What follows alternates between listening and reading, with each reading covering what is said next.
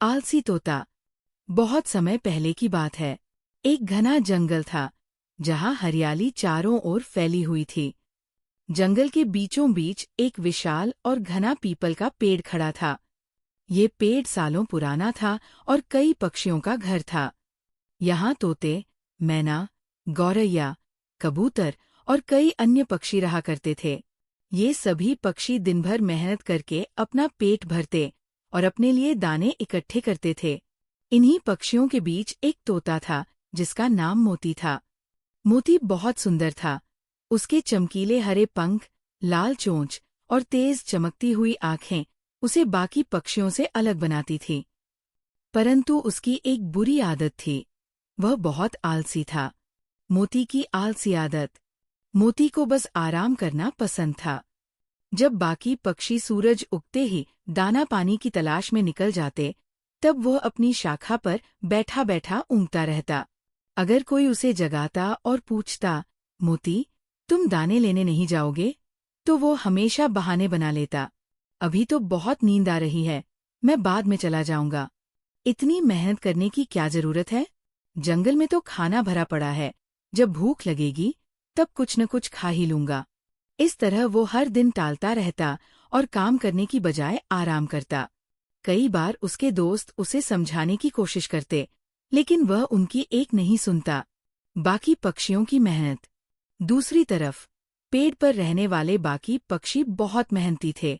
गौरैया हर सुबह जल्दी उठती और अपने बच्चों के लिए छोटे छोटे दाने बटोरती।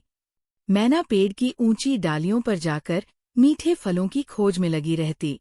कबूतर एक एक दाना इकट्ठा करके अपने घोंसले में छिपाता ताकि बुरे समय में भूखा न रह जाए। कौवा भी अपने लिए सूखी रोटी के टुकड़े खोजकर छुपा कर रखता।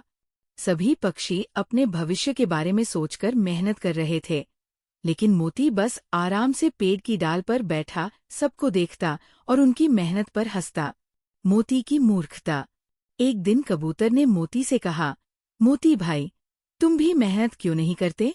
तुम हमेशा आराम करते रहते हो। सोचो, अगर अचानक बारिश आ गई या कहीं से कोई खतरा आ गया, तब तुम्हारे पास खाने के लिए कुछ भी नहीं होगा। मोती ने मजाक उड़ाते हुए कहा, अरे कबूतर भाई, तुम बेवजह चिंता कर रहे हो। मैं जंगल का सबसे सुंदर और समझदार तोता हूँ। अगर मुझे भूख लगेगी तो कहीं से भी खाना ढूंढ लूंगा। तुम लोग बेकार मेहनत कर रहे हो। कबूतर ने लंबी सांस ली और कहा, समय पर किया गया काम ही इंसान या पक्षी के काम आता है। आलस्य कभी किसी का भला नहीं करता।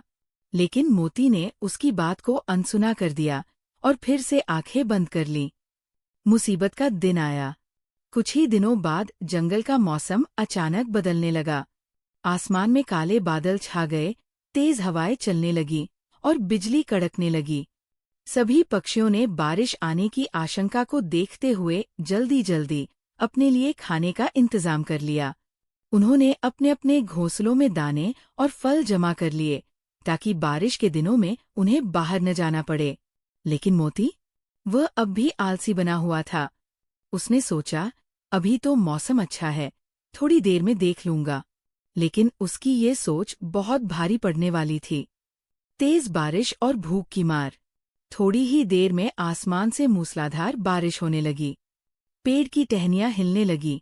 तेज हवाओं ने पूरे जंगल को हिला दिया। सभी पक्षी अपने अपने घोंसलों में सुरक्षित बैठे थे, लेकिन मोती का कोई ठिकाना नहीं था। उसने अपने लिए न तो कोई घोंसला बनाया था और न ही खाने के लिए कुछ जमा किया था। वो बारिश में भीगने लगा। तेज हवाओं की वजह से उसकी डाल हिलने लगी और वह मुश्किल से खुद को बचा पा रहा था। जब उसे बहुत तेज भूख लगी, तब उसे अपनी गलती का एहसास हुआ। मदद मांगने गया मोती। वह कांपते हुए कबूतर के पास पहुंचा और बोला, भाई कबूतर, मुझे कुछ खाने को दे दो, मैं बहुत भूखा हूँ। कबूतर ने अफसोस जताते हुए कहा, मोती, जब हम सब मेहनत कर रहे थे, तब तुम आराम कर रहे थे। अब हमारे पास सिर्फ अपनी जरूरत का ही खाना है। अगर मैं तुम्हें दे दूं, तो मैं खुद क्या खाऊंगा? मोती मायूस होकर मैना के पास पहुंचा और रोने लगा।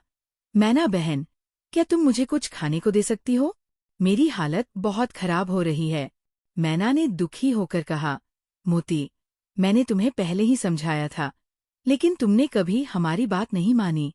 अब हमारे पास भी उतना ही खाना है जितना हमें चाहिए। अगर हम तुम्हें दे दें तो हम खुद भूखे रह जाएंगे। अब मोती को अपनी गलती का एहसास हुआ। उसे समझ आ गया कि आलस्य का कोई फायदा नहीं होता, मेहनत ही असली रास्ता है। लेकिन अब पछताने से क्या फायदा? सबक जो मोती ने सीखा, जैसे तैसे वह रात गुजार पाया। जब सुबह हुई और बारिश रुकी तो उसने तय किया कि अब से वह कभी भी आलस नहीं करेगा। अगले ही दिन सूरज निकलते ही वह बाकी पक्षियों के साथ दाने इकट्ठा करने के लिए उड़ गया।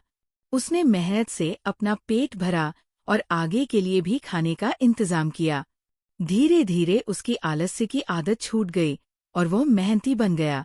अब बाकी पक्षी भी उसे पसंद करने लगे, क्योंकि वह उनके साथ मिलकर काम करता, बातचीत करता और एक अच्छा दोस्त बन गया।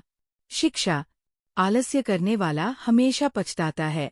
समय पर किया गया परिश्रम ही भविष्य में काम आता है। इसलिए कभी भी मेहनत करने से पीछे नहीं हटना चाहिए।